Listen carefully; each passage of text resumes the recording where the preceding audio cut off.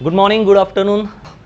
In today's lecture, we are going to learn about the YDSC Young's double slit experiment when we put slab in front of one slit.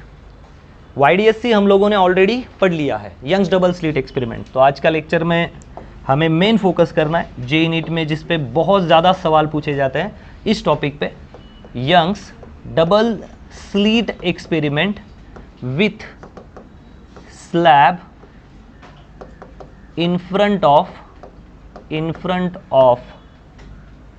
it, ऐसा लिख देते जब उसके सामने slab रखा जाए। ठीक है, यंग्स डबल स्लिट एक्सपेरिमेंट। लेकिन उस एक स्लिट में S1 या S2 दोनों में से एक स्लिट के आगे क्या होना चाहिए? ग्लास स्लैब होना चाहिए। कौन सा स्लैब लगाएंगे हम? Glass slab. ठीक है, ये वाली केस हमें देखनी है। थोड़ा 2 मिनट में रिवाइज कर लेते कि यंग्स डबल स्लिट एक्सपेरिमेंट कैसा किया था। हमने यंग्स डबल स्लिट एक्सपेरिमेंट में क्या यूज़ किया था? सीधी सी बात है, 2 स्लिट थी, मेन सोर्स था हमारे पास, एक स्क्रीन थी, सोर्स और स्क्रीन के बीच में का डिस्टेंस d था। ये रिवाइज इसलिए कर रहा हूँ ताकि यहीं पे एक केस हम इंट्रोड्यूस करेंगे। ये हमारा S1 S2 एक मेन सोर्स हुआ करता था जिससे रेडिएशन चलते थे और यही यहाँ पे गिरते थे और यहाँ पे सेकेंडरी वेवलेट्स बनते थे। सेकेंडरी वेवलेट्स मिक्स हो जाएंगे।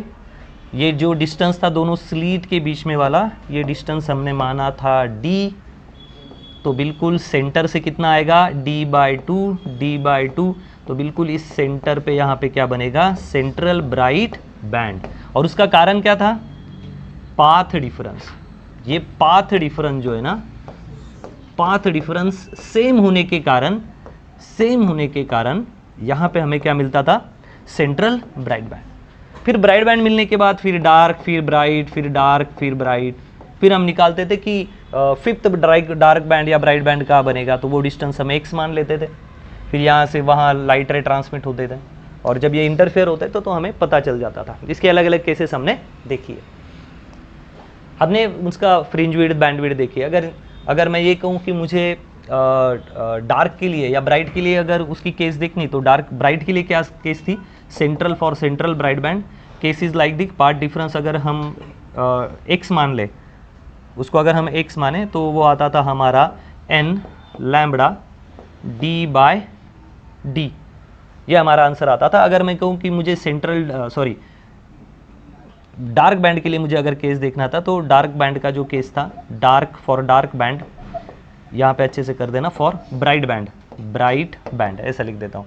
तो उसके लिए केस बनता था हमारा 2m-1 लैम्बडा बड़ा d/2 छोटा d। ये केसेस सब हम पढ़ चुके हैं कि भाई कहाँ बनेगा तीसरा ब्राइट बैंड। तो भाई ये डार्क बैंड की ब्राइट बैंड की कंडीशन है, तो यहाँ पे 3 डाल दो तो तीसरा यहाँ बनेगा। सर फिफ्थ कहाँ बनेगा ब्राइट बैंड? यहाँ पे 5 डाल दो, क्योंकि d और d तो आपको पता है ना। d मतलब ये वाला डिस्टेंस, कौन सा? 2 स्लिट के बीच में का। बड़ा d मतलब स्लिट और स्क्रीन का डिस्टेंस, ये भी हमें पता है। आपको जो नंबर का ब्राइट बैंड चाहिए मिल जाएगा। अगर आप आओगे नहीं सर अभी हमें 11 नंबर का डार्क बैंड देखना है, तो आप यहाँ पे m की जगह पे 11 डाल दो, बस। ये लैम्बडा का आंसर वैल्यू होगा, d होगा 2d होगा, so you get 11th number of dark band. तो ये हमने सब पढ़ लिया है। फिर और सवाल क्या आ सकते थे हमारे पास? ये क्यों बता रहा हूँ मैं? क्योंकि अब आपको विथ स्लैब वाला अगर समझना है, ये दिमाग में डालना है, तो पहले इसको थोड़ा रिवाइज करना पड़ेगा, क्योंकि हमें अब स्लैब इंट्रोड्यूस करना है। तो कैसे किया जाएगा उसके पहले ये केसेस समझ लो। अगर मैं आपको अभी ये कहना स्टार्ट कर दूं कि फ्रिंज विड्थ, बैंड विड्थ की क्या कंडीशन है, कोई भी कंडीशन ले लो, वो क्या आएगी आपकी? Capital X is equal to lambda बड़ा d/छोटा d। दोनों के लिए यही केस है। दोनों के लिए केस क्या है? ये क्या होता है? 2 कॉन्जिगेटिव, मानो ये कि ये ब्राइट है, इसके नीचे ये क्या है? ब्राइट बैंड, और ये भी ब्राइट बैंड है। सेंटर से इन दोनों का डिस्टेंस कैसे निकालोगे? ऐसा लैम्बडा d/d डाल दो, आ गया आपका आंसर। और दोनों के लिए सेम है। अब ये केस नहीं है, अब केस में क्या आ रहा है? Total change. अब वो क्या कर रहे हैं? ये केस ले ही नहीं रहे, तो इसको अब मिनिमाइज कर देते हैं। ये हमें आता है, या हमने पीछे वाले लेक्चर्स में इसको किया है। अब हम कुछ केस नहीं बनाने वाले हैं, और वो केस कुछ इस तरह है कि अब यही सब कुछ बनेगा, लेकिन अब दोनों में से एक जगह पे मैं बना देता हूं। So suppose we have slit 1 and slit 2। Directly अभी हम स्टार्ट कर देते हैं, स्लिट 1 स्लिट 2। ठीक है, इसके सामने ये ले ली हमने स्क्रीन। क्या ले ली? स्क्रीन।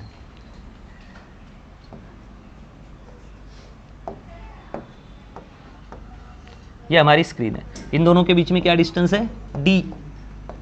इसका डिस्टेंस ऑब्वियसली हम मानेंगे d, सेंटर से d/2, इधर से d/2, यहाँ पे सेंटर में बनना चाहिए, आई एम नॉट सेइंग बनेगा, मैं क्या बोल रहा हूँ, बनना चाहिए। क्या बनना चाहिए यहाँ पे, सेंट्रल ब्राइट बैंड। लेकिन अब हम क्या करेंगे, we are introducing the new concept, this is really IMP for JEE NEET, बहुत ज़्यादा IMP, जेई हो या नीट हो।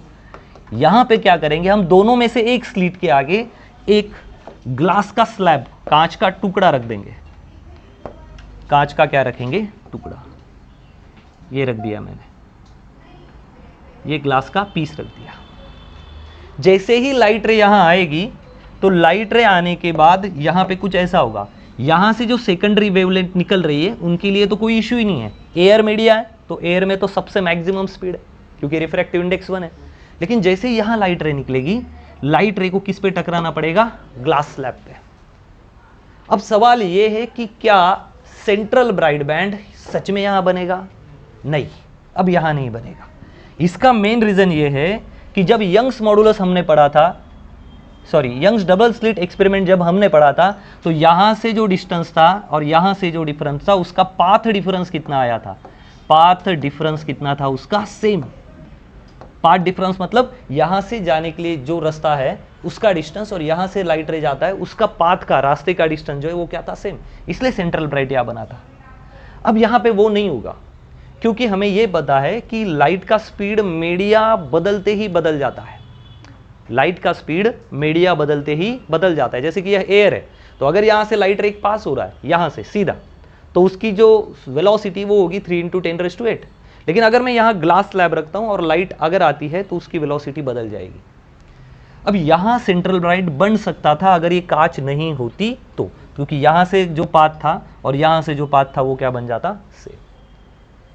अब हमें वो ढूंढना है कि ये हुआ क्यों, यहां सेंट्रल ब्राइट बनेगा क्या, तो उसका जवाब है ना, क्योंकि जब लाइट इस कांच से आने की कोशिश करेगी तो कांच क्या करेगी, उसकी वेलोसिटी बदल देगी। अगर वेलोसिटी बदल जाए तो डिस्टेंस क्या होगा, उसको ज़्यादा फील होगा। अब वो डिस्टेंस हम कैलकुलेट करेंगे, ठीक है, इसको समझ के रखो। अब मैं इसको सॉल्व करने के लिए पहले ये कैलकुलेट करता हूं कि स्लैब की वजह से कितना एक्स्ट्रा डिस्टेंस, स्लैब की वजह से कितना एक्स्ट्रा डिस्टेंस लाइट को ट्रैवल करना पड़ता है। अगर वो मुझे मिल जाएगा तो फिर मैं इसका पाथ डिफरेंस इसके बराबर कर दूंगा और दोनों के पाथ डिफरेंस सेम करने के बाद मुझे ये पता चलेगा कहाँ पे अब बनेगा। क्योंकि सवाल ये हो जाएगा जेई में कि अगर हम इतने थिकनेस का ग्लास स्लैब अगर लगा दे तो बताओ ब्राइट बैंड कहाँ बनेगा, या सॉरी सेंट्रल ब्राइट बैंड कहाँ बनेगा, ऊपर या नीचे, स्लैब की साइड में या जहाँ स्लैब नहीं उसकी साइड में, और बनेगा भी तो कितने डिस्टेंस पे बनेगा, ये सारे सवाल है। ठीक, डरने की बात नहीं है, काफ़ी ईजी फील होगा, बस आपके कॉन्सेप्ट थोड़े से ओके चाहिए।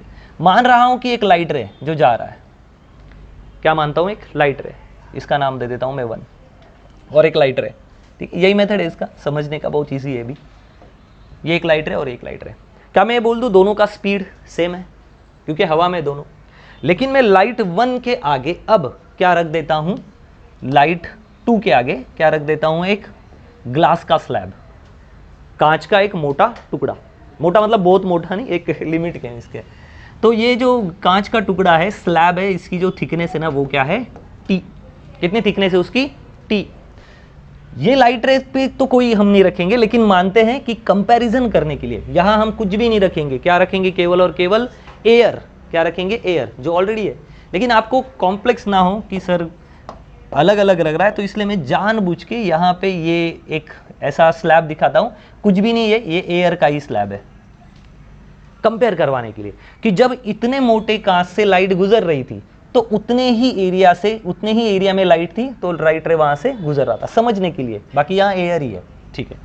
दूसरी बात, हवा का रिफ्रैक्टिव इंडेक्स हमें पता है, तो कांच का रिफ्रैक्टिव इंडेक्स क्या मान ले, कांच में से जाएगा तो रिफ्रैक्टिव इंडेक्स लगेगा, और रिफ्रैक्टिव इंडेक्स मान लेता हूं मैं म्यू, क्या मान लेता हूं, म्यू, ये रिफ्रैक्टिव इंडेक्स है। कांच का थिकनेस कितना है, टी, आई बात समझ में। और जब कांच के अंदर से जाएगा तो मैं मान लेता हूं कि कांच से अंदर से जाने के बाद उसकी वेलोसिटी क्या होगी, v। हवा में वेलोसिटी कितनी है, c, लेकिन कांच से अंदर से जाएगा, स्लैब के अंदर से जाएगा, क्या वही वेलोसिटी होगी, नहीं। मीडिया बदलते ही लाइट क्या बदल देती है, अपनी वेलोसिटी। बराबर है, ऑब्वियसली उसको ऑब्स्टेकल आएगा तो वेलोसिटी बदलेगी। वी नो, हमें एक चीज पता है, क्या चीज पता है हमें? अगर सोचो कि मैं रिफ्रैक्टिव इंडेक्स का फॉर्मूला यूज करूं, क्या रिफ्रैक्टिव इंडेक्स का formula? Mu is equal to speed of light upon velocity, बराबर है। ये तो रिफ्रैक्टिव इंडेक्स सबको पता है।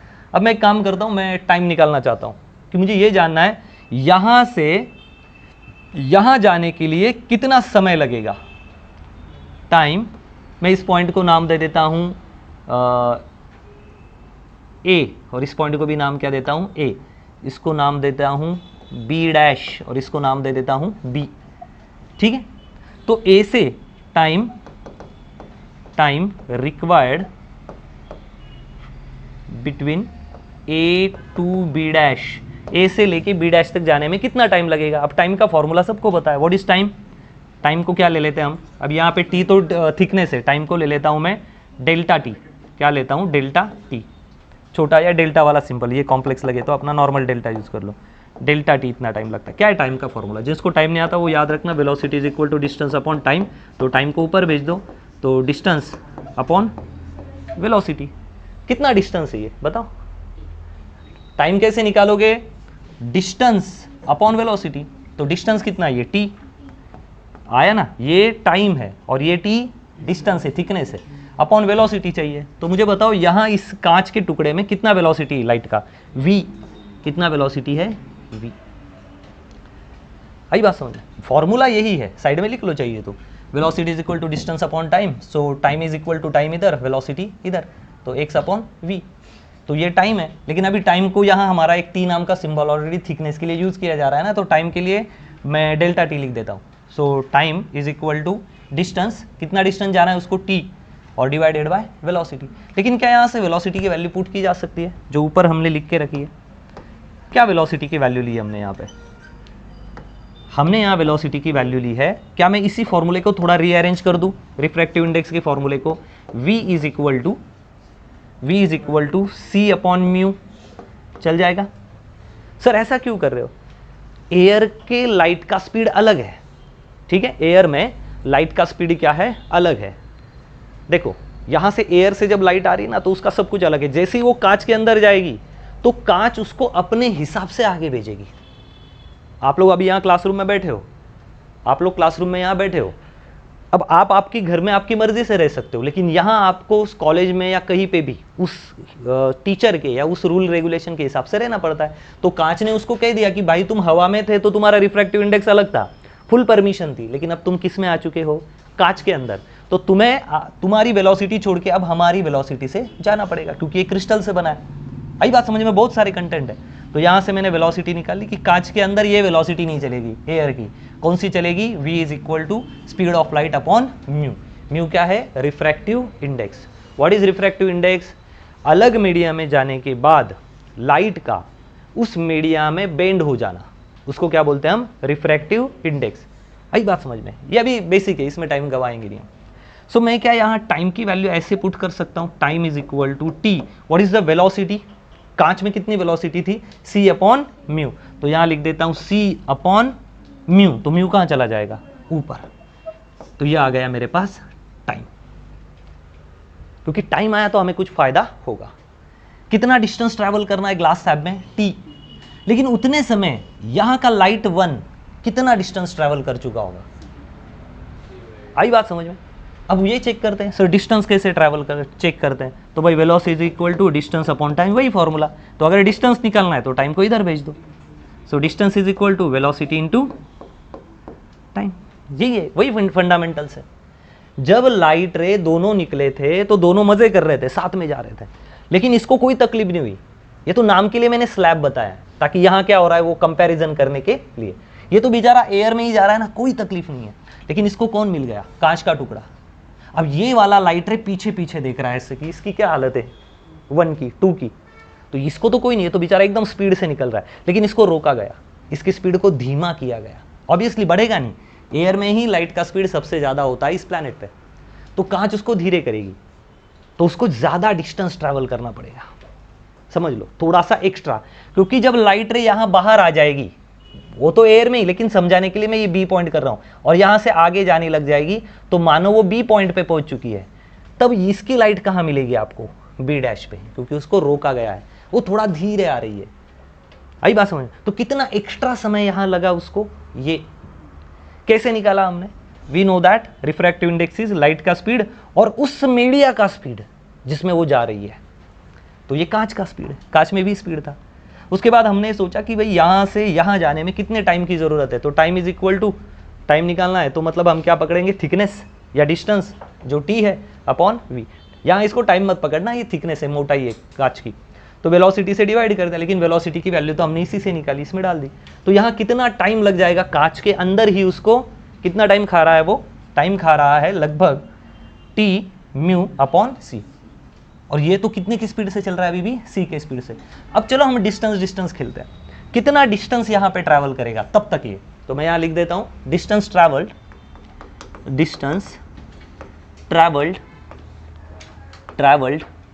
बाय, दिख रहा है ये? हाँ, डिस्टेंस ट्रैवल्ड बाय लाइट रे 1, एक नंबर वाला कितना डिस्टेंस ट्रैवल कर लेगा? तो डिस्टेंस का फॉर्मूला क्या है? वेलोसिटी इनटू टाइम, तो लिख देता हूं distance travel is equal to velocity into time. ऊपर वाले को तो कुछ भी नहीं ना, एयर ही है, ये तो समझाने के लिए दिया है मैंने, कंपेयर करने के लिए, भाई ये यहाँ जब कर रहा है तो वो वहाँ क्या कर रहा है, तो लाइट का स्पीड कितना होगा यहाँ पे? सी, वी नहीं होगा, क्योंकि यहाँ कांच है तो स्पीड बदल गया, वहाँ तो हवा ही है, सी। और टाइम कितना है? यही वाला टाइम डालो, यही वाला टाइम डालो, देखो कितना आ जाएगा? Distance travel is equal to c into delta t, क्या है? टी म्यू सी, या लिख देता हूँ mu t by c. C c मर गया, कितना डिस्टेंस ट्रैवल किया इसने? म्यू टी इतना डिस्टेंस ट्रैवल किया। बात समझ में आ रही? जब लाइट रे यहाँ कांच में कितना डिस्टेंस ट्रैवल कर रही थी? टी, तब हवा में कितना डिस्टेंस ट्रैवल कर रहा था? Mu T. Are you understanding this? आई बात समझ में? दो बंदे आगे जा रहे हैं, सेम रनिंग कर रहे हैं, दोनों की सारी प्रॉपर्टी सेम है, लेकिन इसको बीच में मानो कोई हमने थर्माकोल का सीट लगा दिया, ये बेचारा सीधा ही भाग रहा है, ये भी भाग रहा है, लेकिन इसको कोई भी रुकावट नहीं, ये सीधा निकल जाएगा सीधा, लेकिन इसको इस थर्माकोल के वॉल को तोड़ के आगे निकलना है। तो ये जब इसको तोड़ने में टाइम वेस्ट करेगा और भागेगा, तब ये थोड़ा सा आगे जा चुका होगा, थोड़ा सा, और ये कहाँ रह जाएगा? थोड़ा सा पीछे। लाइट का इसी तरह हुआ है, लाइट को यहाँ हवा से ही जाना पड़ा, लेकिन यहाँ पे क्या लग गई? कांच। और जैसे ही मीडिया बदलेगा, लाइट अपनी वेलोसिटी खो देगा, कम हो जाएगी थोड़ी, इसका मतलब उसको ज़्यादा समय लग जाएगा, ज़्यादा डिस्टेंस ट्रैवल करना पड़ेगा। इसने कितना डिस्टेंस ट्रैवल किया? टी, तब तक इसने कितना डिस्टेंस ट्रैवल कर लिया? म्यू टी, टी के और कुछ ज़्यादा मल्टीपल में ट्रैवल कर दिया। इसका डिस्टेंस है टी और इसका, मतलब जब लाइट रे, ये मिटा रहा हूं अभी, जब लाइट रे यहां पे था, ये लाइट रे इसको क्रॉस करके यहां पहुंच गया, यहां पे, तब ये लाइट रे कहां पहुंच गया? बी पोजीशन पे, और ये लाइट रे कहां रहा? बी डैश पोजीशन से। Are you understanding? तो ये बेचारा फास्ट चला गया, ये थोड़ा पीछे रह गया, तो दोनों में कितना डिफरेंस है? इतना। कितना डिफरेंस है? इतना, डेल्टा एक्स इतना। ये हो गया दोनों के पाथ का डिफरेंस। मतलब यंग स्लिट एक्सपेरिमेंट में कांच की वजह से ये दोनों भी यहां पे सेम टाइम पे नहीं पहुंचेंगे, ये पहले ही पहुंच जाएगा, ये पहले ही पहुंच जाएगा, और ये थोड़ा सा लेट होगा। कैसे? देखो, ये यहां पहुंचा, तब कांच की वजह से, ये कांच है ना, इसकी वजह से लाइट कहां तक पहुंच पाया था? केवल बी डैश तक। तब तक ये लाइट कहां पहुंच गया था? बी पे। अब दोनों में रास्ते का डिफरेंस कितना है? Delta x. तो चलो निकाल के देखते हैं। इसका मतलब क्या यहाँ पे सेंट्रल ब्राइट बनेगा? उसका जवाब है नो। कब बनता है सेंट्रल ब्राइट बैंड? जब दोनों के पाथ के डिफरेंस, दोनों के पहुंचने के रास्ते का डिफरेंस सेम हो। क्या सेम आ पाया? आ जाता अगर ये कांच नहीं होती तो। कांच ने क्या किया? उसको रोका। क्यों रोका? मीडिया बदलते ही लाइट अपना वेलोसिटी खो देती है। क्यों खो देती सर? देखो, 3 केस बताता हूं अगर नहीं समझ रहा है तो। एयर कंडीशन में लेता हूं, तो एयर में कोई भी रिफ्रैक्टिव इंडेक्स हम मानते नहीं, प्रैक्टिकली नॉर्मल होता है लेकिन हम मानते नहीं है, तो इसका म्यू मान लेते हैं हम, refractive index 1। What is refractive index? Light जब मीडिया बदलती है तो वो झुक जाती है। मानो कि ये पानी, ये सब नहीं किया होगा, अगर मैं पानी पे लाइट थ्रो कर दूं तो वो सीधा जाना पसंद करेगी या बेंड हो जाएगी? ये वर्ड ही गलत है, पसंद करेगी। मीडिया बदलते ही लाइट को झुकना पड़ता है, मीडिया बदलते ही लाइट को क्या होना पड़ता है, बेंड। जैसे कि स्टूडेंट क्लास में आते हैं तो सर के सामने ऐसा ही खड़ा रहता है, इसका मतलब पापा के सामने ऐसा खड़ा रहेंगे, सर के सामने रिस्पेक्ट के लिए ऐसा करते हैं। तो लाइट की इस झुकने की प्रॉपर्टी को क्या बोलते हैं हम, रिफ्रैक्टिव इंडेक्स। किती बेंड झाला, लेकिन बेंड हुआ ही क्यों, क्योंकि मीडिया अलग था। यहाँ हवा के पार्टिकल काफी दूर दूर थे, कोई तकलीफ नहीं थी। यहाँ पानी के पार्टिकल काफी क्लोज है, क्योंकि वाटर इज मोर डेंसर ना एज कंपेयर टू वाटर। तो मीडिया बदलती और क्या चेंज हो गया, क्या वेलोसिटी बदलेगी, हाँ यहाँ काफी तेजी से जा रहा था और पानी में आते ही उसको पानी के हिसाब से भागना पड़ेगा, बस वही रिफ्रैक्टिव इंडेक्स है। तो रिफ्रैक्टिव इंडेक्स ऑफ एयर, समझ रहा है, refractive index of air is different, refractive index of glass is different. दूसरा ग्लास में से जा रहा है, अब जब लाइट रे ग्लास में जाएगा तो ग्लास बोलेगा भाई हमारे हिसाब से चलो, हमारे यहाँ तुमको v वेलोसिटी से जाना पड़ेगा।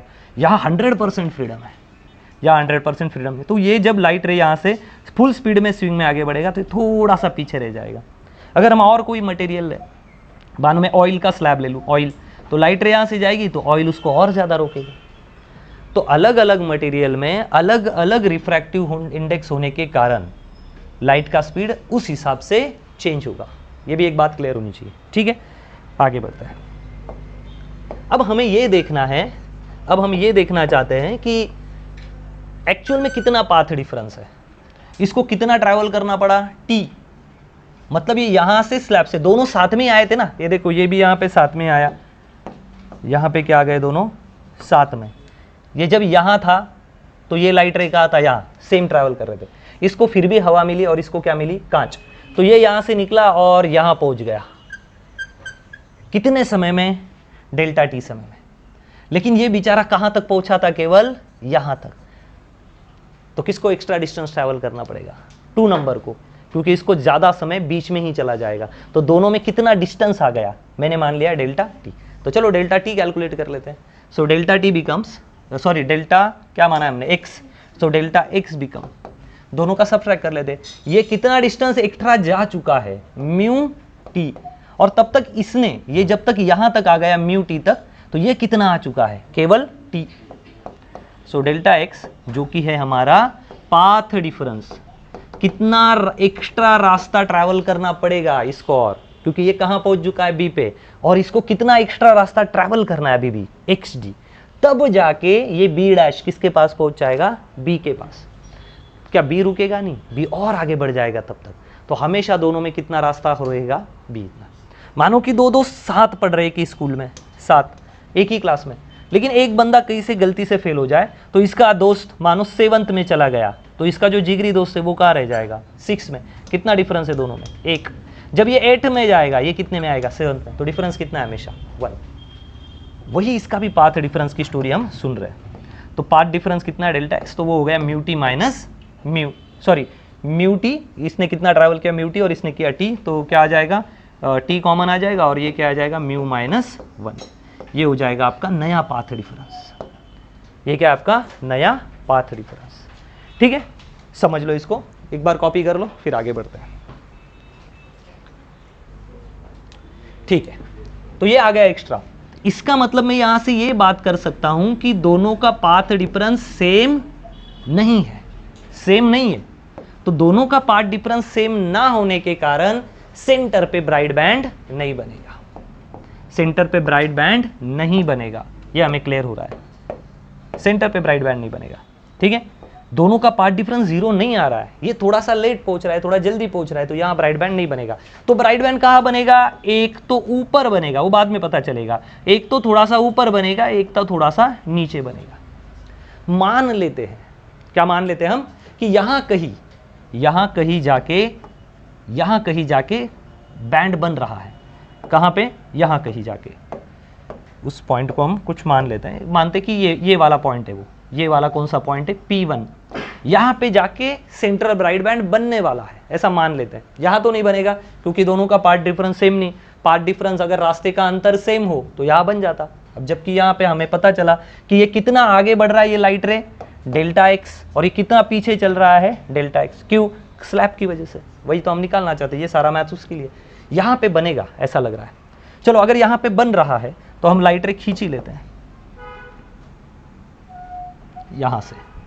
और यहां ये पहुंचेगा यहां से। क्या दोनों में पार्ट डिफरेंस है? ये तो पहले ही डिले चल रहा है, तो हमने इसको भी क्या कर दिया, डिले। ठीक है, अब मैं इसको मिटा रहा हूं। ठीक है, इसको क्या करता हूं, मिटाता हूं या इसको मिनिमाइज कर लेता हूं ताकि ये हमें और अच्छे से जगह मिले। ठीक है, आराम से इसको पॉज करके आप बना देना बाद में।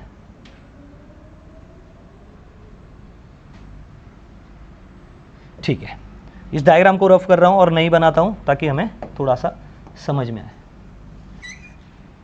फिर से समझने की कोशिश करते हैं। ये है स्लीट 1, ये है slit 2, this is your screen. यहां पे बनना चाहिए था, बना नहीं, क्योंकि यहां पे क्या लगा है, ग्लास। बनना चाहिए था, बना नहीं। सीबीबी भले ही लिखा है, ये बनना चाहिए था, बना नहीं है यहाँ पे। अब हमने पी पॉइंट मान लिया, तो ये है S2, ये है S2, ये है S1। अब सोचो यहां भले ही ऑब्स्टैकल आ जाए, यहां भले ही क्या आ जाए, ऑब्स्टैकल। ये पी पॉइंट हमने माना है अब नई केस के लिए। यहां से जब लाइट जाएगी तो इसके कारण कितना पाथ का डिफरेंस आ रहा था, कांच के कारण कितना पाथ, मतलब उसको जाने में कितना डिफरेंस, तकलीफ हो रही थी। सर वो तकलीफ हो रही थी x is equal to mu t minus 1। Is that right? Mu गलत हो गया, अरे टी इज इक्वल टू, हाँ गलत, चेंज कर लेना। T is equal to sorry x is equal to t mu minus 1। इतना इसका पार्ट डिफरेंस आ रहा था, बराबर है, वो तो हमने पढ़ भी लिया है। लेकिन अब इसको हम सेंटर में नहीं ले जा रहे, अब दूर ले जा रहे हैं। तो बताओ S1 से पास है या S2 से पास है? ये S1 से। फिर भी S1 को कांच की वजह से क्या आ रहा है, थोड़ा सा डिस्टेंस ज़्यादा ट्रैवल करना पड़ा है। अब देखो इसको भी तो डिस्टेंस ट्रैवल करना पड़ेगा। क्या ऊपर वाले इतना ही करना पड़ेगा एक्स्ट्रा? एक्स्ट्रा सर कितना एक्स्ट्रा? याद करो कैसे निकालते हैं हम पार्ट डिफरेंस, कुछ इस तरह से। यहां से एक लाइन एक्स्ट्रा खींच दो। अगर ये लाइन आप एक्स्ट्रा खींच देते हो, अब दोनों का सेम हो गया, बराबर है। ये कितना एंगल लेते थे हम हर बार, थीटा। तो ये अगर थीटा है और ये डिस्टेंस d है, तो ये कितना बन जाएगा, ये path difference d sine theta. इसकी वजह से जो ज्यादा डिस्टेंस कांच की वजह से करना पड़ा वो कितना था, t म्यू माइनस 1। लेकिन नीचे की वजह से यहाँ है ना स्लिट, तो ये डिस्टेंस ज्यादा है, तो पहले वाली रे के हिसाब से दूसरे वाली रे को कितना एक्स्ट्रा डिस्टेंस ट्रैवल करना पड़ा, d साइन थीटा। सर कैसे?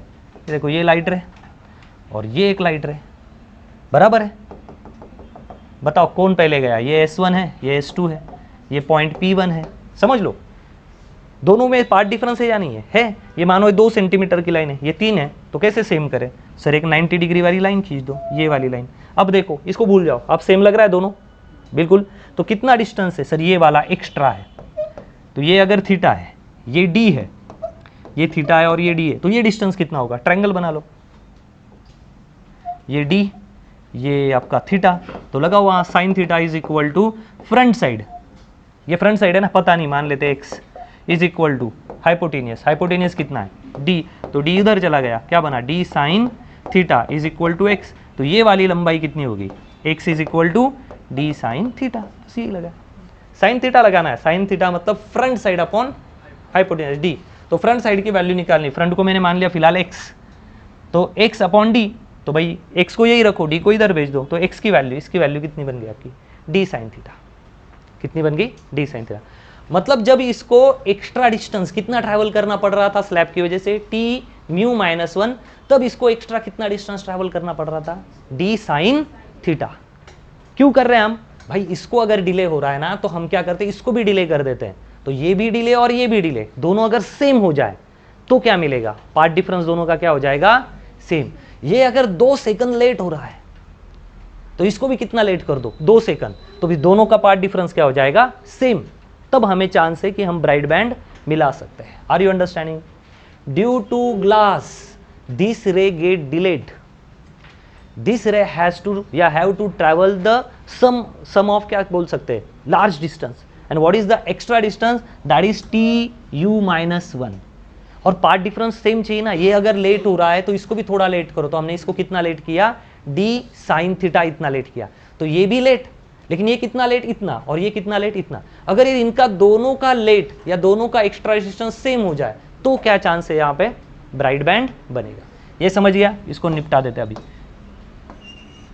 ये निपट गया ना।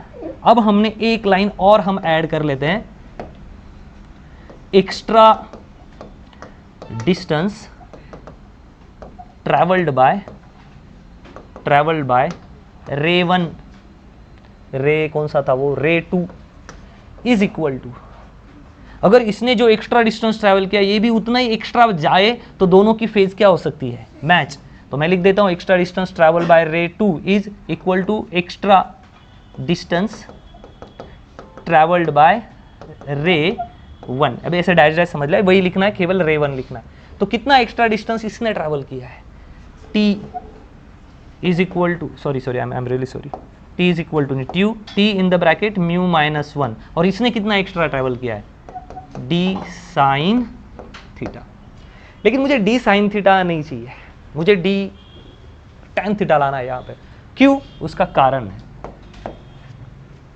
हमें वो भी ढूंढना है कि देखो यहां तो ब्राइट बैंड नहीं बन पाया ना, याद रखो यहाँ ये तो आ गया ना हमारा, यहाँ ब्राइट बैंड नहीं बन पाया। ब्राइट बैंड का बना थोड़ा सा एक तो ऊपर या थोड़ा सा नीचे, कहीं ना कहीं बनेगा, उसका भी जवाब हम देंगे, क्वेश्चन करेंगे तब। अब मैं मान लेता हूं कि y इतने डिस्टेंस पे, कितने डिस्टेंस पे, y इतने एक्स्ट्रा डिस्टेंस पे जाके सेंट्रल ब्राइट बैंड बना, वो भी तो मुझे ढूंढना है। अब मैं एक गेम करता हूं, यहां पे मैं इस सेंटर से ना एक लाइन और खींच लेता हूं, इस लाइन को थोड़ा डार्क करता हूं और इसको भी डार्क कर देता हूं।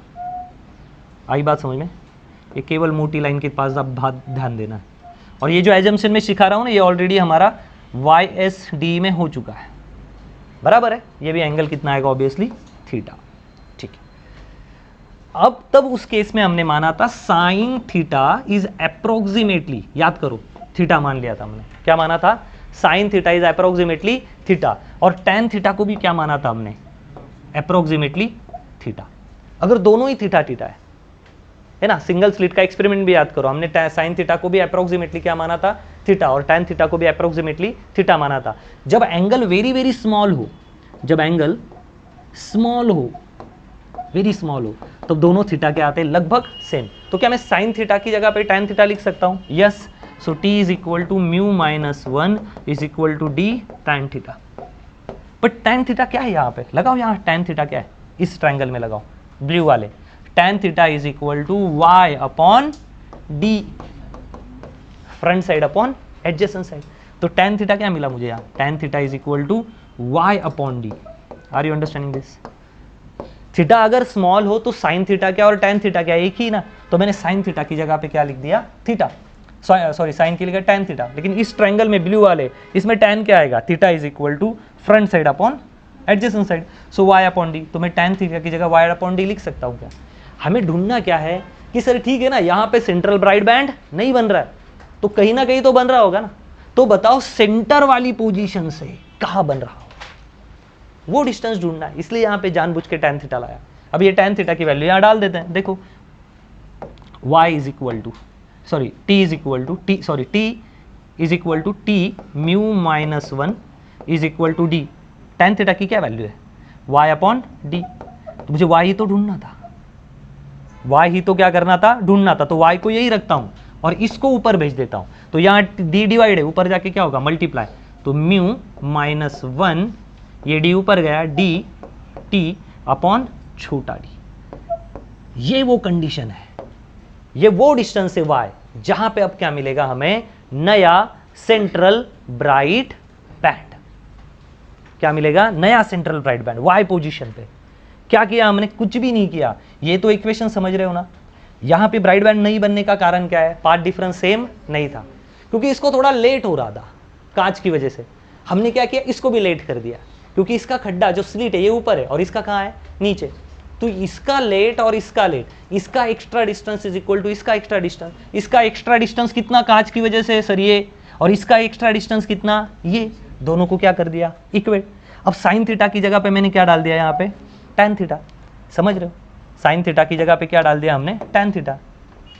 क्यों डाला हमने tan थीटा, क्यों डालना पड़ा हमें tan थीटा, क्योंकि थीटा की वैल्यू क्या है, लगभग वेरी स्मॉल। तो दोनों केस में हम दोनों को सेम लग सकते हैं। तो अगर मैं tan थीटा निकाल दूं इस ट्रायंगल के लिए, कहाँ चला गया, हाँ ये वाला ट्रायंगल यहाँ पे शायद, हाँ इस ट्रायंगल के लिए निकालूं tan थीटा, तो क्या आएगा, tan theta is equal to सामने वाली साइड अपॉन नीचे वाली साइड। तो ये डाल दिया, तो ये tan थीटा की वैल्यू आ गई, ये यहाँ पे डाल दिया हमने, T is equal to mu minus 1 is equal to D tan theta की value y upon D. What is this y? किस पॉइंट पे, किस डिस्टेंस पे जाके अब हमें सेंट्रल ब्राइट बैंड मिलने वाला है, क्योंकि यहां मिला नहीं तो कहीं और मिलेगा। क्यों नहीं मिला सर? आपने स्लिट के बीच में कांच लगा दी, और वही तो हमारा derivation YDSC with slab in front of slit, slab in front of slit, slit के आगे स्लैब की वजह से क्या मिला, तो फिर y को यही रखो, ढूंढ लो वो डिस्टेंस और इसको इधर भेज दो। So y is equal to, ये तो है ही mu minus 1, mu refractive index है 1, ये ठीक है।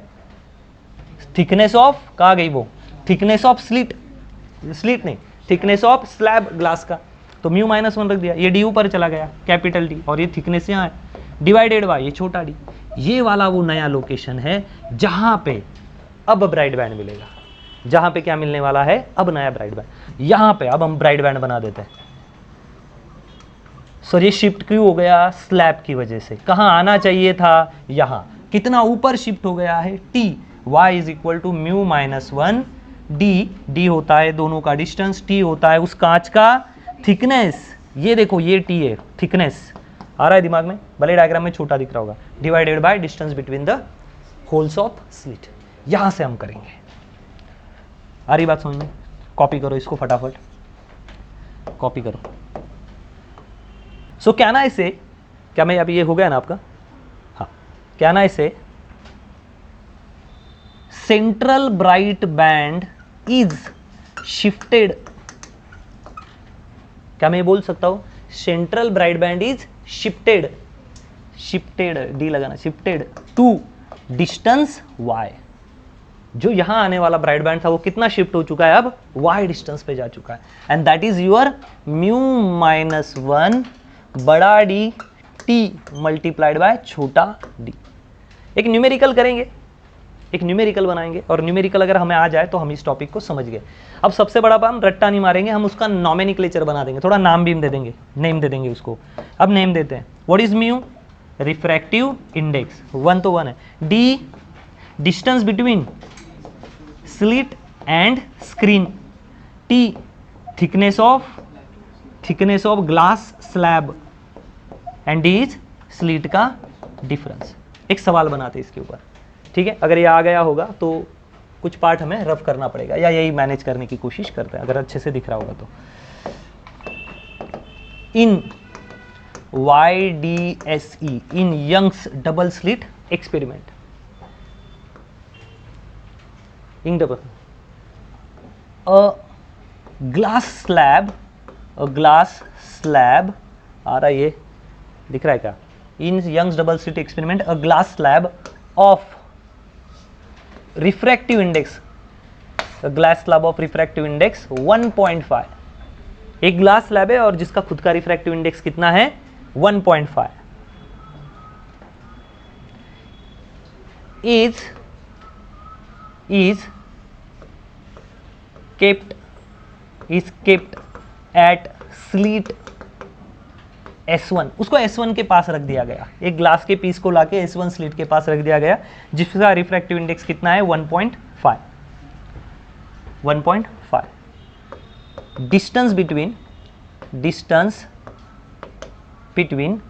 Screen and slit, distance between screen and slit is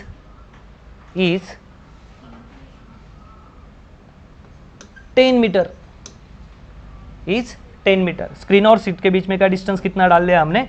10 metre. Distance between slit holes, slit के होल्स का जो डिस्टेंस है छोटा डी, वो किसके बराबर कर दिया हमने? लगभग, ज़्यादा तो छोटा रखना पाए, 0.01 मीटर। कितना रखा? 0.01 मीटर। आई बात समझ में? Find thickness of glass slab, glass की थिकनेस ढूंढो, if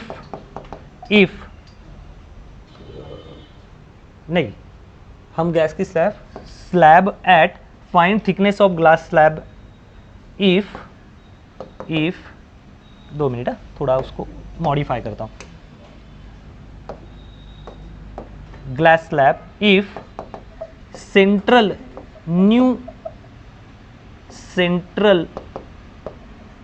ब्राइडबैंड new central bright band is formed at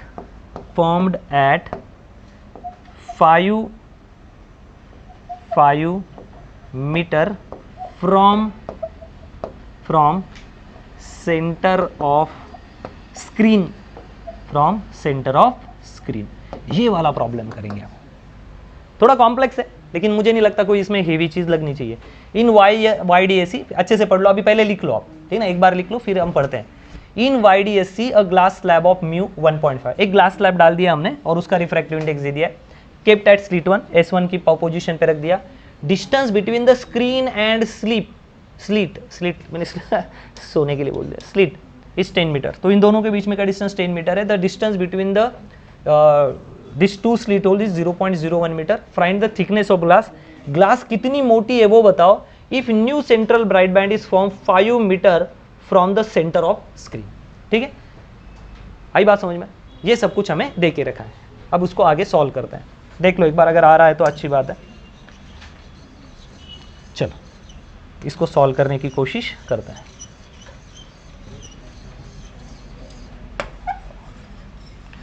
क्या क्या बताया, आ जाएगा, कोई दिक्कत वाला काम नहीं. हमें ये ढूंढना है कि क्या क्या दिया है. हमें म्यू दे के रखा है. म्यू कितना है, म्यू कितना दिया है, 1.5 ये दे के रखा है. डी डिस्टेंस कितना है, 10 मीटर. स्लिट का डिस्टेंस डी कितना है, 0.01 मीटर. और वो नया सेंट्रल ब्राइडबैंड कितने ऊपर आया है, 5 मीटर पे. कितना ऊपर आया है, 5 मीटर पे. तो वो डिस्टेंस कितना मान लेता हूं मैं, y वाला वो डिस्टेंस है, वो कितना है मेरे पास, 5 मीटर.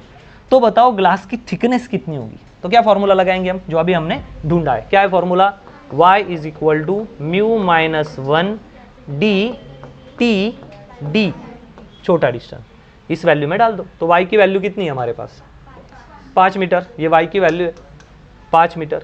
म्यू कितना है, 1.5 माइनस 1. आई बात समझ में. d कितना है, d क्या होता है, इन दोनों का डिस्टेंस कितना है, वो 10 मीटर. थिकनेस कितना है, नहीं पता सर. और d दोनों स्लिट के बीच में का डिस्टेंस कितना है, 0.01. अगर आप इसको सॉल्व कर लोगे तो मेरे ख्याल से आपके पास आंसर आ जाएगा. वेरी गुड, आंसर आ जाएगा. करके देखते हैं. तो ये t को यही रखते, बाकी टर्म्स को हम वहां पे भेज सकते हैं. तो मैं यहाँ लिख देता हूँ 5 इज इक्वल टू 1.5, ये गया तो ये आ गया 0.5, ये आ गया आपका 10, ये आ गया t. तो ये क्या है हमारा, इसको शिफ्ट कर देते हैं, 1 इंटू 1 2 10⁻². ठीक है, इसको भी एक शिफ्ट कर देते हैं. ये जो 0.5 है मैं उसको 5 इंटू 10⁻1 लिख देता हूँ. ये 5 और ये 5 मर गया. ये -1 है और ये -2 है, ऊपर आ गया. ये क्या है, 10 है ना.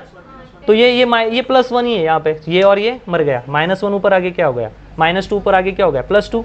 तो यहाँ बन गया, ये तो 1 बचा, यहाँ 1, ये ऊपर आ गया 10⁻² इंटू टी, ये यहाँ नीचे चला गया. तो थिकनेस कितना हुआ, सो 1/10⁻². तो थिकनेस कितना हुआ, 10⁻². तो टी कितना आया, 0.01. ये मिल गया हमें थिकनेस. इस तरह हम प्रॉब्लम सॉल्व कर सकते हैं. ग्लास के स्लैब का थिकनेस निकालना मेरे ख्याल से कोई कॉम्प्लिकेटेड नहीं. छापो यहाँ से. ठीक है, ये आंसर आ गया होगा आपका.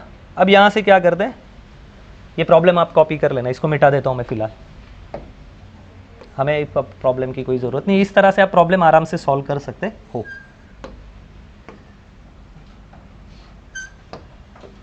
हमें ये भी पता चला कि सेंट्रल ब्राइडबैंड क्या होता है, शिफ्ट. अब ये सवाल है, क्या केवल सेंट्रल ब्राइडबैंड ही शिफ्ट होगा, नहीं. सेंट्रल ब्राइडबैंड अगर ऊपर जाएगा तो उसके आजू बाजू वाले डार्क ब्राइट दोनों क्या चले जाएंगे, ऊपर. तो हम वहां पे लिख दें, due to shifting CBB its relative bright band, मतलब मैक्सिमा, इसके रिलेटिव मतलब आजू बाजू वाले जो मैक्सिमा है, एंड मिनिमा डार्क बैंड, मतलब मिनिमा अल्सो शिफ्टेड बाय, अगर ये वही फॉर्मूले से शिफ्ट हुआ है y is equal to mu minus 1 t D upon d, तो इसका ब्राइट बैंड भी कितने से शिफ्ट हो जाएगा, उतने से, shifted by y is equal to mu minus 1 t D upon d. अब हमें देखनी है इसके फ्रिंजेस के बारे में, क्या देखना है, इसकी फ्रिंज विड्थ के बारे में। चलो एक बात और मान लेते हैं, ये अगर आपका सेंट्रल ब्राइट बैंड है, ये जो बना है, अगर सेंट्रल ब्राइट बैंड यहां होता तो फ्रिंज विड्थ कैसे निकालते आप? फ्रिंज विड्थ का क्या फॉर्मूला है, लैम्बडा बड़ा डी अपॉन छोटा डी। मानो कि अगर यही होता तो फ्रिंज विड्थ का क्या फॉर्मूला है हमारा, फ्रिंज विड्थ क्या फॉर्मूला है, फ्रिंज विड्थ का फॉर्मूला था x is equal to lambda बड़ा डी अपॉन छोटा डी। तो ये कितने से और एक्स्ट्रा शिफ्ट हो चुका है, जो समझ रहे हो ना आप, जो मानो यहां पे अगर ग्लास नहीं होती तो यहां पे एक ब्राइट बैंड आ जाता, ये येलो अब मैं ब्राइट बैंड बता रहा हूं, अच्छे से देखना, अगर कांच नहीं होती तो ब्राइट बैंड कहां आता, यहां, लेकिन कांच होने के कारण ये सिनारियो, ये मानो ये कांच है ही नहीं, ये सेंट्रल ब्राइट बैंड है, उसके बाद क्या आया, एक डार्क, ये देखो अंदर काला है, उसके बाद क्या अंदर आया एक ब्राइट येलो, और उसके बाद क्या आया, फिर से एक डार्क के बाद आया एक ब्राइट। अगर कांच नहीं होती तो ऐसा ही आता, लेकिन कांच आने के कारण ये पूरा का पूरा सिस्टम उठ के कहाँ शिफ्ट हो गया, ऊपर। ठीक है, तो मैं उसके लिए फिर से वही सिनारियो बना देता हूँ। तो कांच नहीं होता तो फेज, ये आपका फ्रिंज कितना आता, lambda x is equal to lambda बड़ा डी अपॉन छोटा d, but due to this glass वो कितना ऊपर शिफ्ट हो गया अब सर, इतना, कितना शिफ्ट हुआ है, इतना। तो ये फ्रिंज विड्थ डिस्टेंस आपका आने वाला था, उसमें और कितना एडिशन करना पड़ेगा, mu 1 minus T lambda D. तो अब जो न्यू फ्रिंज आने वाली हमारी, वो फ्रिंज कितनी शिफ्ट हो चुकी है, वो फ्रिंज कितनी शिफ्ट हुई है, वो हुई है lambda D upon D plus mu minus 1 t D upon D, इतनी शिफ्ट हो चुकी है। और समझाता हूँ, इतनी शिफ्ट हुई है कैसे, अभी फिर से इसी को मैं समझाने की कोशिश करता हूँ। ये पूरा गायब कर देता हूँ, इसको आप क्रॉस करके लिख लेना, ठीक है। देखो, अगर कांच होती ही नहीं तो कंडीशन क्या थी सर, कंडीशन ये आ जाती है हमारी, कांच नहीं होती तो ये कंडीशन आ जाती, यहाँ क्या बन जाता बताओ, हमारा सेंट्रल ब्राइट बैंड, ये ब्राइट बैंड है डैश वाला, या इसको हम ये लेते हैं, डार्क ले लेते हैं या ब्राइट ले लेते हैं, चलो। अब यहाँ पे आता, उसके बाद यहाँ पे क्या बनता, डार्क, यहाँ पे क्या बनता, ब्राइट, आई बात समझ में, यहाँ पे क्या बन जाता, डार्क, यहाँ पे क्या बनता, ब्राइट। ऐसा होता, लेकिन ऐसा नहीं होगा, क्योंकि हमने क्या डाल दिया अभी बीच में, कांच। अगर मैं यहाँ ग्लास डाल दूं तो ये सेंट्रल ब्राइट बैंड ही यहाँ नहीं बनेगा, वो कितना ऊपर जाके बनेगा, यहाँ से y इतने डिस्टेंस पे जाके बनेगा, और y कितना है, mu minus 1 t D by D, इतने डिस्टेंस पे तो खुद यही शिफ्ट होगा। तो क्या केवल सेंट्रल ब्राइट बैंड ही ऊपर जाएगा, नहीं, ये पूरे की पूरा जो पार्ट है ये उठ के ऊपर चला जाएगा। Are you understanding? तो इसको मैं ले लेता हूं और पूरा ऊपर शिफ्ट करवा देता हूं, ये पूरा शिफ्ट हो जाएगा। कहां बनना चाहिए था सर, यहां पे, लेकिन कांच जैसे ही मैंने रखी ये पूरा बैंड उठ के कहां शिफ्ट हो गया, ऊपर। अब इसको शिफ्ट करवा देते हैं,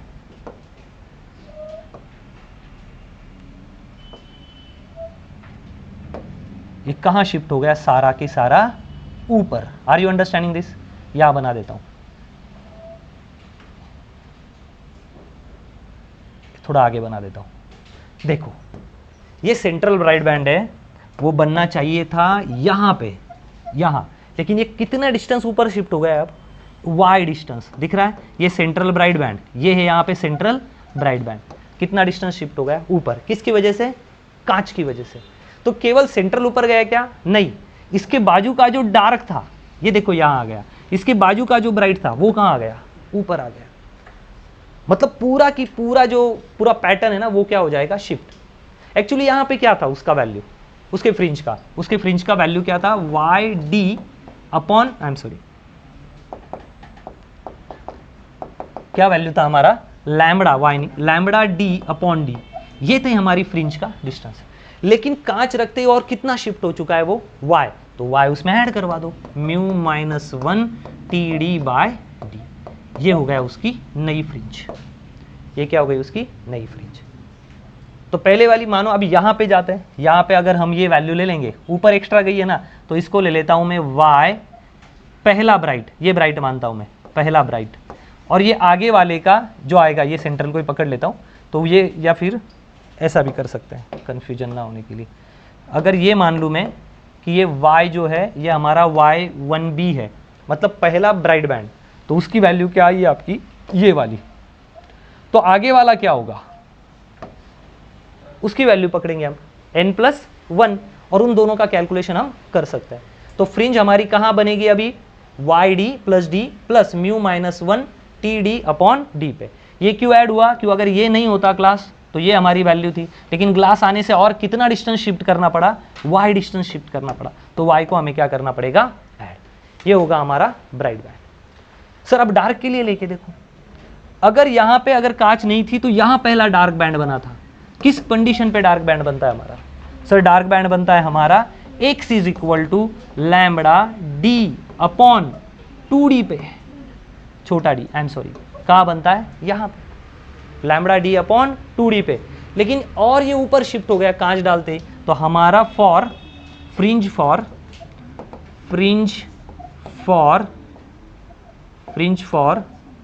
dark band, fringe for dark band, क्या डार्क बैंड की फ्रिंज है वो बन जाएगी आपकी, कहाँ लिख दिया λd/2d, तो वो फ्रिंज क्या होगी आपकी x for dark = λd/2d + μ-1 td/d। चलो इसको छापो,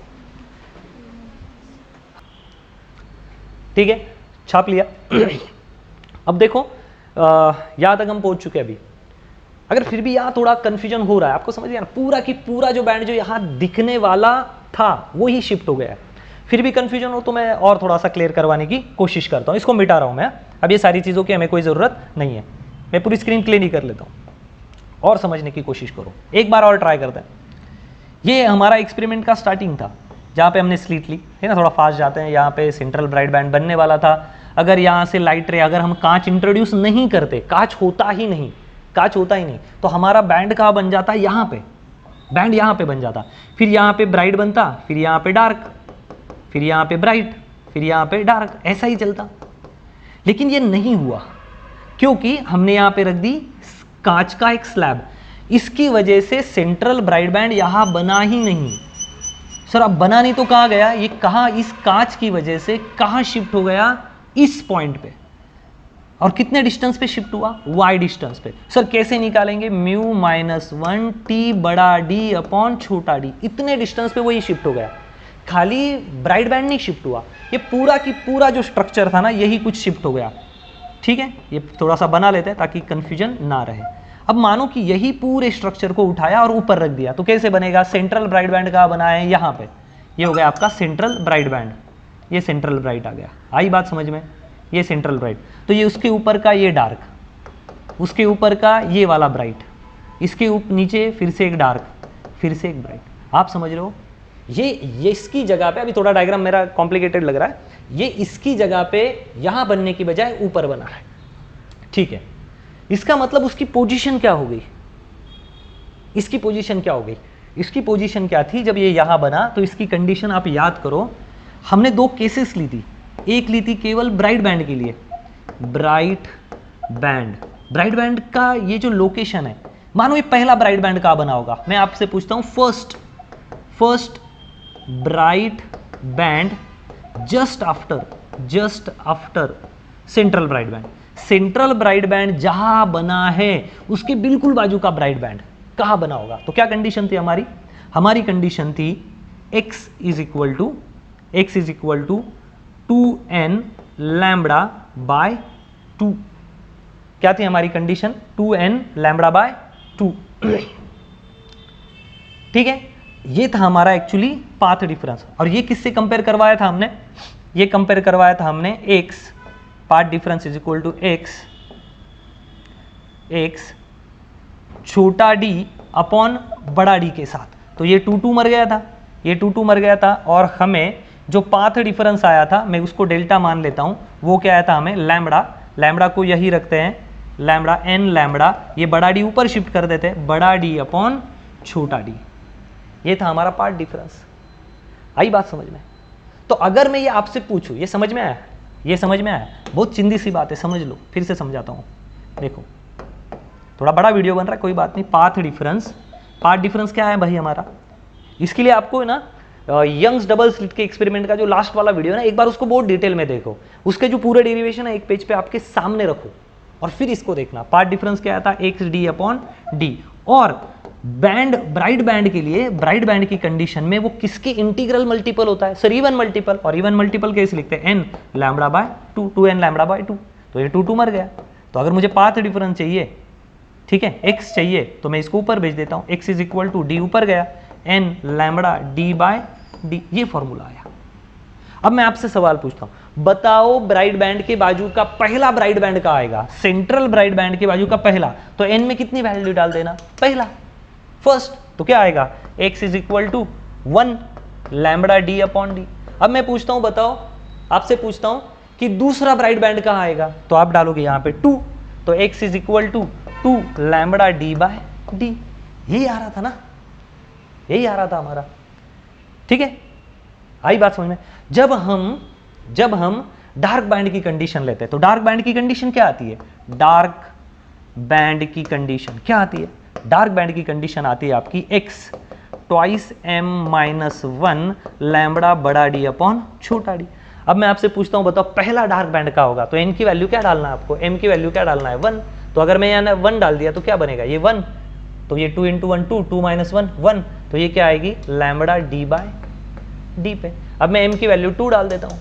सेकंड डार्क बैंड की कंडीशन क्या होगी? सेकंड डार्क बैंड क्या है? 2 4 3, ये सॉरी ये कंडीशन है ना, x is equal to 2m-1 lambda D upon 2d लिखना। हाँ प्लीज करेक्ट दिस, 2 कर देना। तो मैं पहला बैंड अगर पूछता हूं तो वो कहाँ आएगा आपका? First band. केवल m की वैल्यू डालना है आपको, तो पहला डार्क बैंड कहाँ मिलेगा? लैम्बडा डी बाय 2d पे। अब मैं पूछता हूं कि बताओ दूसरा डार्क बैंड कहाँ मिलेगा? तो m में क्या डाल दो? 2, 2 2 4, 4 माइनस 1 3, तो ये आएगा 3 लैम्बडा डी अपॉन ये 2 आगे लिख लिया। तो भाई ये lambda D by D common है, यहाँ क्या लिखना है? 1/2, 3/2, 5/2। इस कंडीशन पे हमें मिलने वाले, बस यही यहाँ पे भी करना है। ये समझाने की जरूरत बार बार नहीं पड़नी चाहिए। अगर मैं ये कहूँ कि यहाँ पे जो ब्राइट बैंड की कंडीशन है, ये समझ रहे हो? अगर मैं कहूँ आपके ब्राइट बैंड की, ब्राइट बैंड की कंडीशन मतलब मैक्सिमा की कंडीशन, तो आप मैक्सिमा के लिए क्या बोलोगे? मैक्सिमा के लिए आपको बोलना पड़ेगा, मैक्सिमा के लिए यहाँ जो कंडीशन आई थी फॉर ब्राइट बैंड या मैक्सिमा, वो क्या थी हमारे लिए? लैम्बडा बड़ा डी अपॉन छोटा डी। तो कितना और ऊपर शिफ्ट हो चुका है? ये जो फर्स्ट बैंड यहाँ मिलने वाला था वो अब कितना शिफ्ट हो चुका है? सर ये शिफ्ट हो चुका है y μ-1 T D upon D के बराबर। तो इसमें मिक्स कर दें, μ1 टी डी अपॉन डी के बराबर। इतना वो भी ऊपर चला जाएगा क्योंकि वो यहां था तो ये वैल्यू थी, अब वो और एक्स्ट्रा कितना ऊपर गया है? ब्राइट बैंड से ऊपर यहां चला गया है, तो कितना डिस्टेंस वो भी शिफ्ट हुआ है? μ-1 टी डी अपॉन डी के बराबर। ये इतना शिफ्ट होगा। अगर ये इतना ऊपर जा रहा है तो इसके ऊपर का भी कितना ऊपर जाएगा? सर इतना ही जाएगा। आई बात समझ में? ये उसकी वैल्यू है। चलो अब हम उस पर थोड़े से और आगे बात करते हैं। नॉर्मली ये लिख लिया होगा आपने, ये तो पुराना है, इसका बेस है, उसके बेस पे ये सब कुछ क्या होगा? सॉल्व होगा। ठीक है, इसको मिटा देते हैं। देखो अब हम यही समझते हैं कि ये ऊपर चला गया है। मानता हूं कि ये पहला एक ब्राइट बैंड हमें मिला है, तो उस ब्राइट बैंड की वैल्यू ये ले लेता हूं मैं। तो मैं लिख देता हूं फर्स्ट ब्राइट बैंड किस कंडीशन में मिला मुझे? Lambda D upon D plus μ1 T D बटे डी पे बराबर।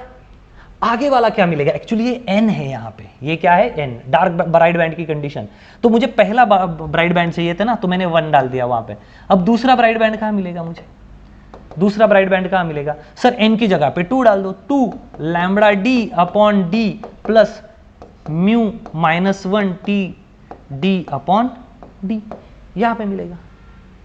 n की जगह पे केवल वैल्यूज डालनी है आपको, n की जगह पे क्या डालनी है आपको? वैल्यू। अब मैं पूछता हूं, बताओ तीसरा ब्राइट बैंड कहां मिलेगा? तीसरा ब्राइट बैंड, तो यहां पे 3 डालना, 3 lambda by D upon D plus μ1 T D. Sir तो ये है क्या? अरे भाई सेंटर अगर इतने डिस्टेंस से ऊपर जाएगा तो उसके ऊपर का बैंड भी कितने से जाएगा, सेम।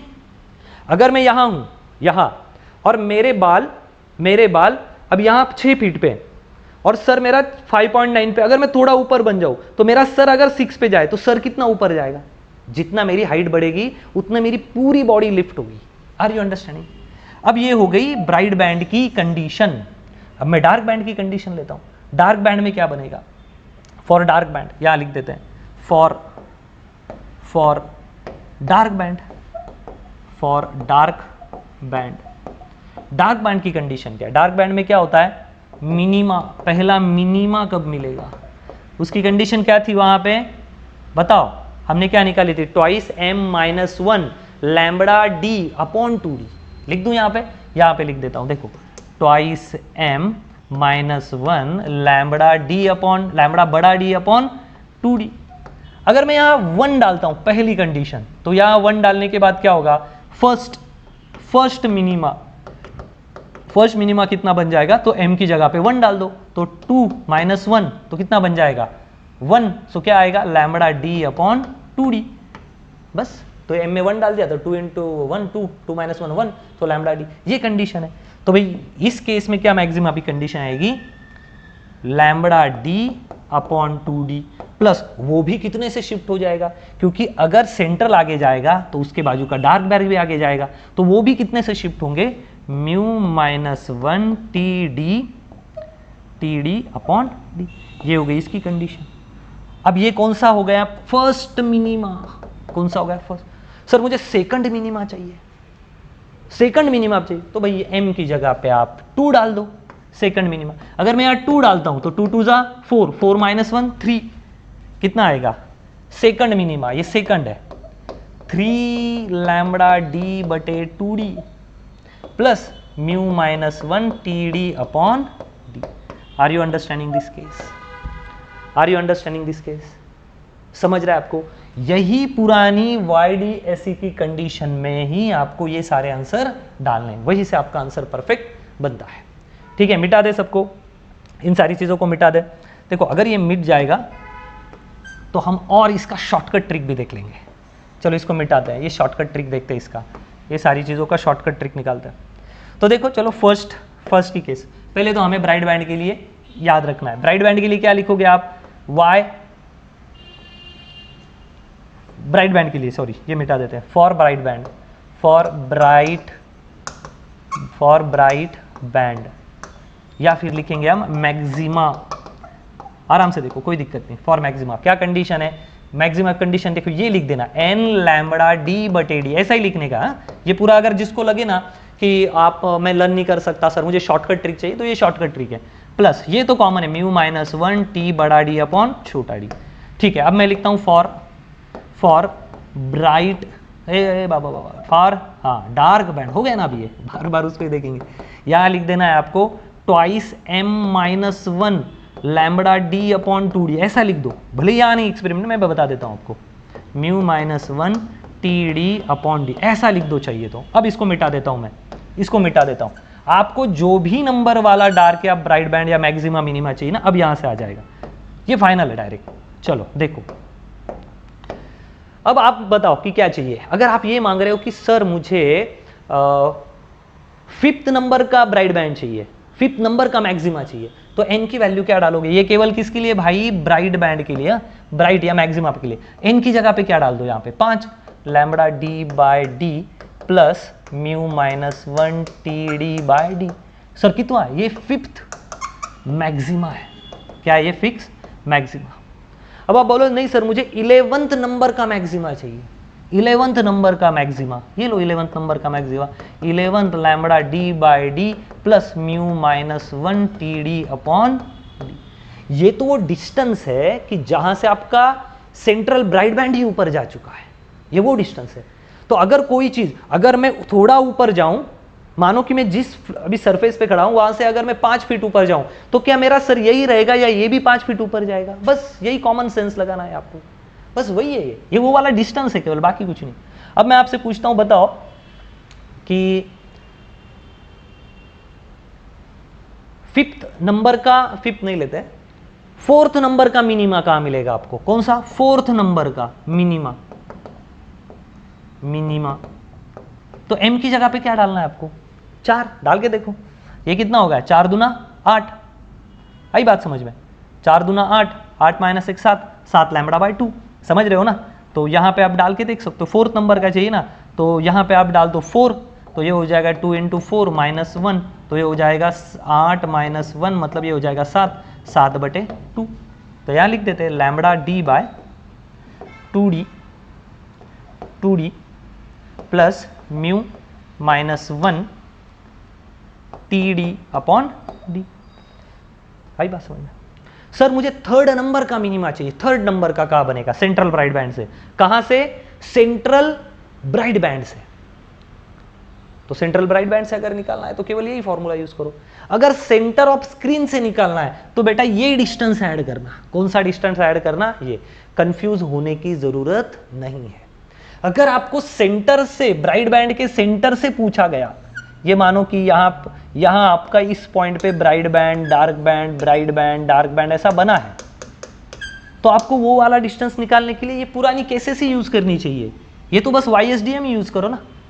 लेकिन अगर आपको ये पूछा जाए न्यूमेरिकल में कि नहीं, यहां से इस सेंटर ब्राइट बैंड से मत बताओ, सेंटर से कितना ऊपर गया है, तो सेंटर से ऊपर जाने वाला डिस्टेंस क्या है? y is equal to mu minus 1 TD upon d add करना पड़ेगा।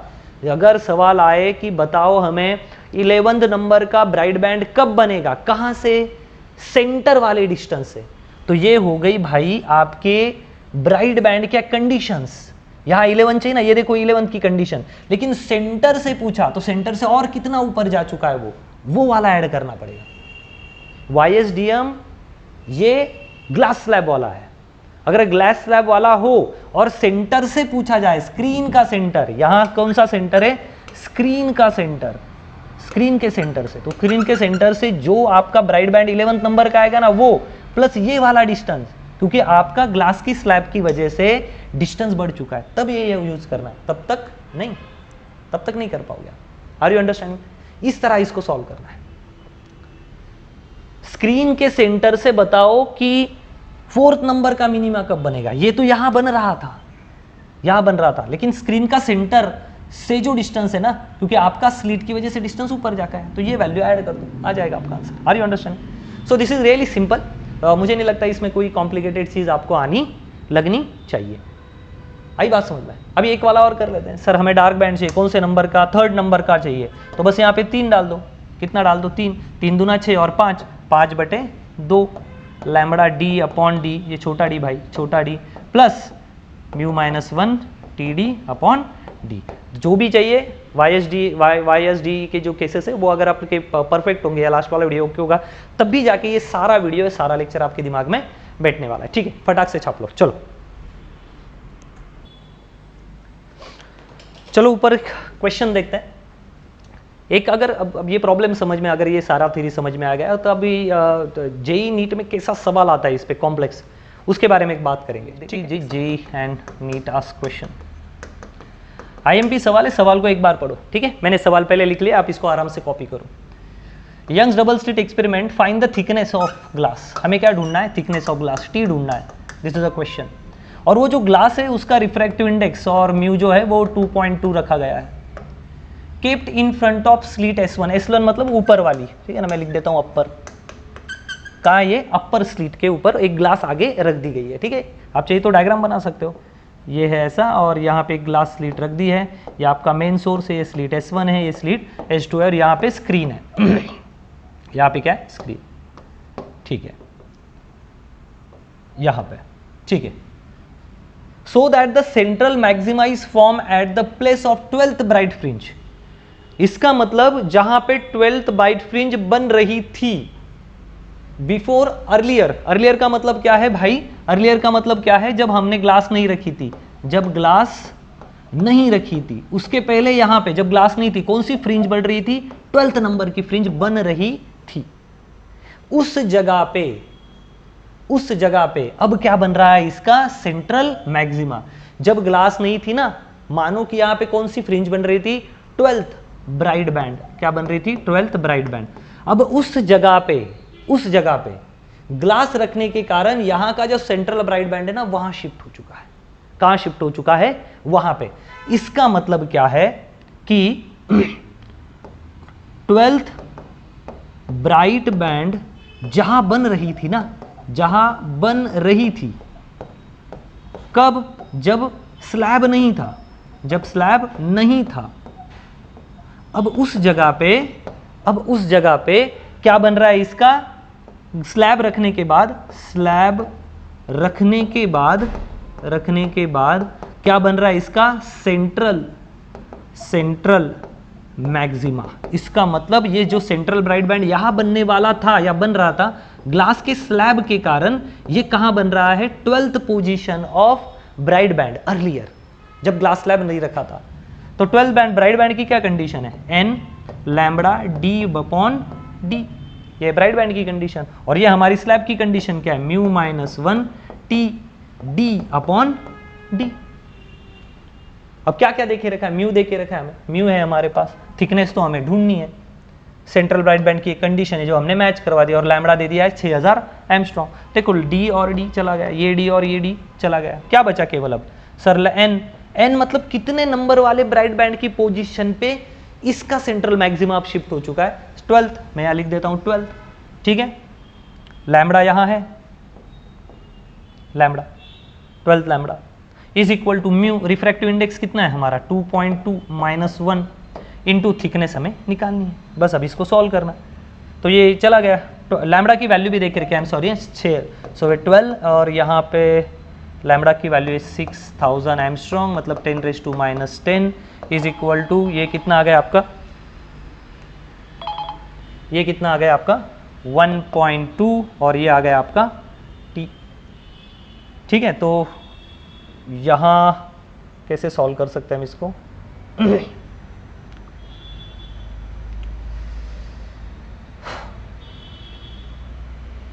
एक काम करता हूँ मैं, 12 6000 10⁻⁻10 इसको लिख देता हूँ 12 इंटू 10⁻⁻1 टी, ये 12 और ये 12 मतलब चला गया, ये 10⁻⁻1 या मल्टीप्लाई, उधर जाके क्या होगा? Divide. So 6000 multiplied by 10⁻⁻10 divided by 10⁻⁻1 is equal to t. ये 10⁻⁻1 अगर ऊपर आ जाए तो क्या हो जाएगा? +1, तो ये बनेगा 6000 into 10⁻⁻9 is equal to t. ये आ गया आपका आंसर, थिकनेस। छापो। आई बात समझ में? इसका मतलब क्या है? कॉन्सेप्ट एक बार आपको क्लियर करना है, शांति से देखना है, ये प्रॉब्लम को एक बार रिवाइज करो, ये आंसर आ जाएगा।